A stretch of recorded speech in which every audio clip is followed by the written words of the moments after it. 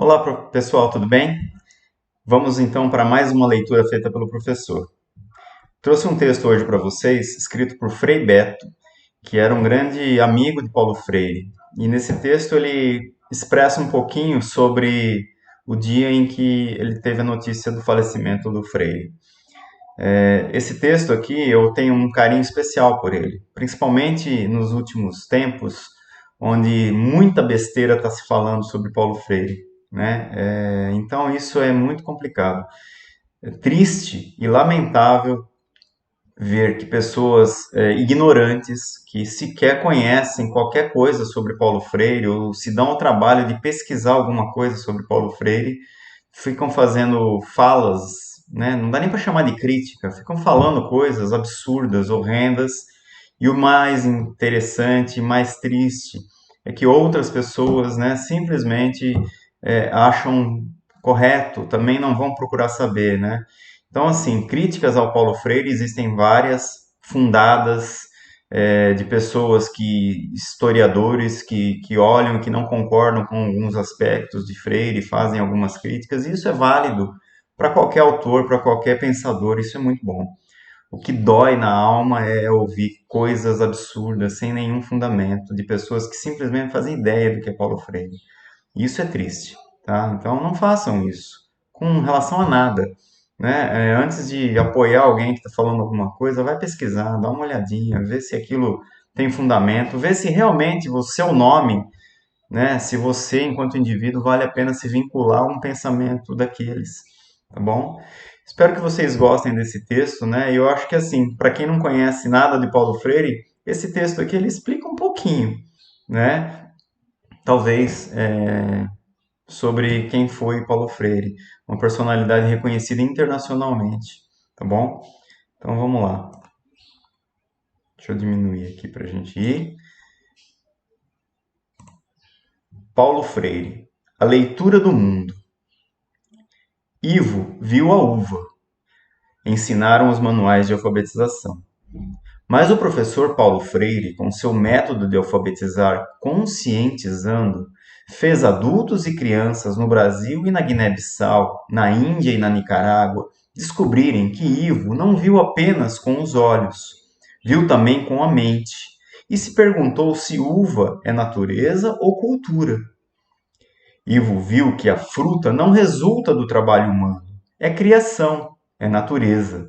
Paulo Freire ensinou a Ivo que semear a uva é ação humana, na e sobre a natureza.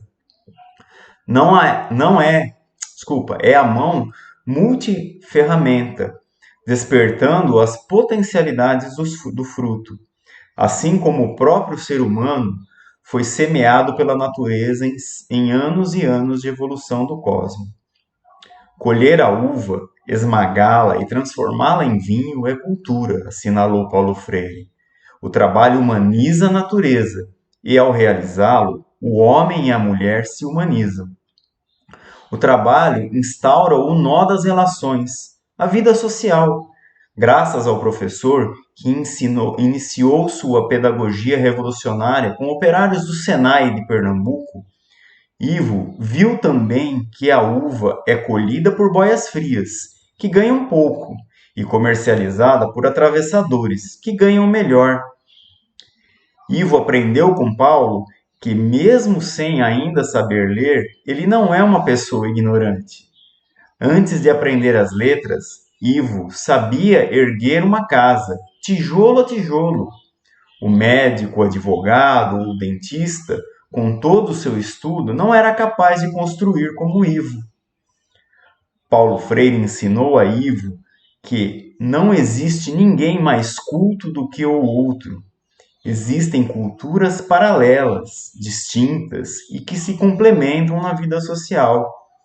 Ivo viu a uva e Paulo Freire mostrou-lhe os cachos, a parreira, a plantação inteira.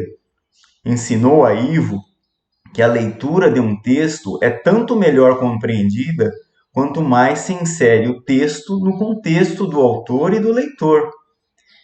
É dessa relação dialógica entre texto e contexto que Ivo extrai o pretexto para agir.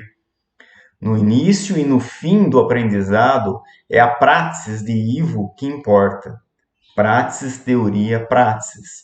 Num processo indutivo que torna o educando sujeito histórico. Ivo viu a uva e não viu a ave que de cima enxerga a parreira e não vê a uva. O que Ivo vê é diferente do que a ave vê. Assim, Paulo Freire ensinou a Ivo um princípio fundamental da epistemologia. A cabeça pensa onde os pés pisam. O mundo desigual pode ser lido pela ótica do opressor ou pela ótica do oprimido. Resulta numa leitura tão diferente uma da outra como entre a visão de Ptolomeu ao observar o sistema solar com os pés na Terra e de Copérnico ao imaginar-se com os pés no Sol. Agora Ivo vê a uva, a parreira e todas as relações sociais que fazem do fruto festa no cálice de vinho. Mas já não vê Paulo Freire, que mergulhou no amor na manhã de 2 de maio. Deixa-nos uma obra inestimável e um testemunho admirável de competência e coerência. Paulo deveria estar em Cuba, onde receberia o título de doutor honoris causa da Universidade de Havana. Ao sentir dolorido seu coração, que tanto amou, pediu para que fosse representá-lo.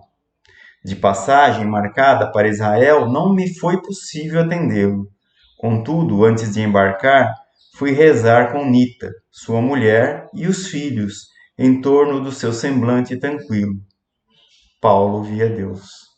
Frei Beto. Me emociono quando eu leio esse texto. Espero que vocês se emocionem também. Ele é tão simples e tão profundo ao mesmo tempo. Até mais, até a próxima. Um abraço a todos.